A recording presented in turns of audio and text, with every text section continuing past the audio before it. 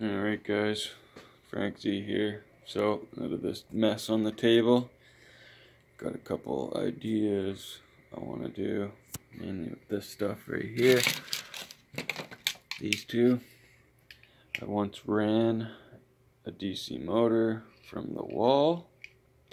Now I have quite an idea for this thing, and maybe you guys can stick around for this video and tell me what you think in the end. It's kind of crossed my mind, so thanks. So I have this little mess of stuff that I collect, and from this little guy here, I forget what it was, something like an air purifier or something. It's got lots of little parts in it, and on this fet, it had this little heatsink, which I'm going to repurpose into my new build. Just in case it does work, I want to give it a little bit of extra run time. I just gotta find my drill.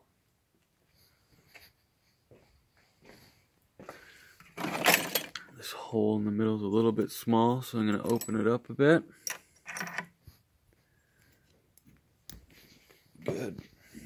And really, it doesn't hit very much on the heatsink, but it will give it some air between. So the edges hit, but just the space that I might have a little fan on it or something. We'll see how hot it gets. I'm not going to run too much current through this, and yeah, it'll be mainly high voltage current that's going through. High voltage, low current, so it's not huge. Anyways, I'm gonna let you guys go. I'll show you what I got when I'm complete. Thanks. Alright, so you can see what I got going on here. That orange plug goes to the wall over there. That's like a way to turn the voltage up and down and the current. Let's see if I can do this here. I'll show you what the voltage reading is. The breaker's off. I'm gonna go from here to breaker and then to this breaker on that side, so I can turn off this one, turn off that one. I can isolate everything. So I'll show you what the voltage, there we go, 107 volts. We want to be under 150. Now I can adjust that higher, but what I'm going to do is I'm going to set this charge controller to 10 amp output, which I'll do the conversion on the math on that. But yeah, we'll see if this will work. Anyways, thanks guys. So I'm also going to adjust the current here. Go to charger, and then current limit, and you enter your password.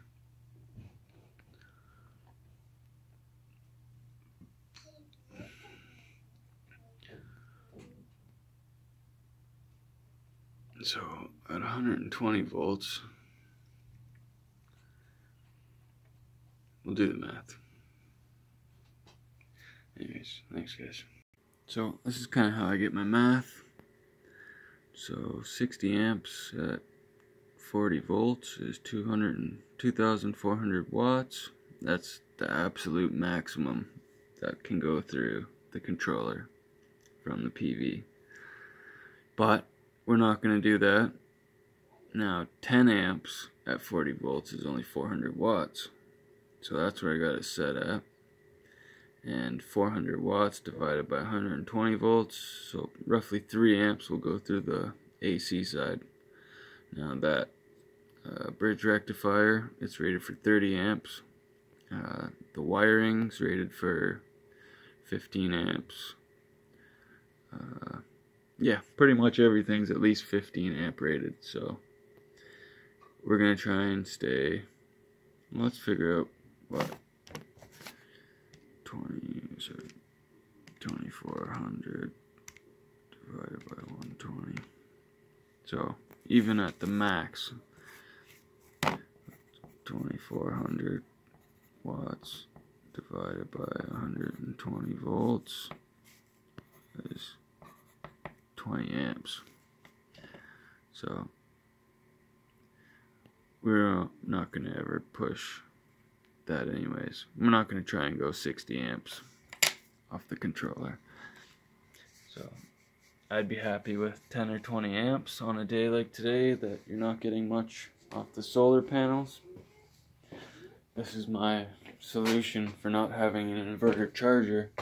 So this little device here could also be hooked up to a generator, and as long as you have a controller that's voltage settable and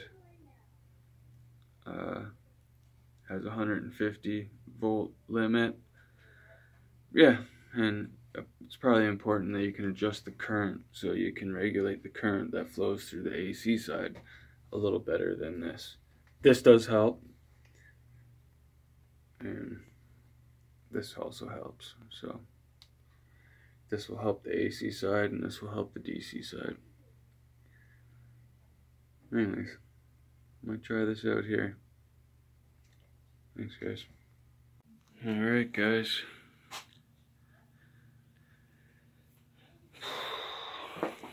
See how she goes. That's it. Give her a shot.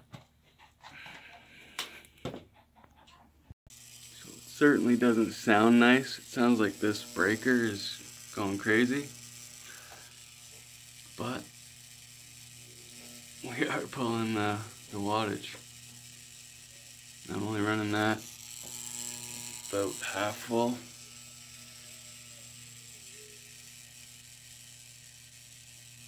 I could open the voltage up more, so it'll be a higher changeover. I don't know. Just don't like how that breaker's going. Anyways, thanks, guys. So the rectifier is a little bit warm. Got it unplugged now. So it's off. All the breakers are off. See if the solar still works after doing that.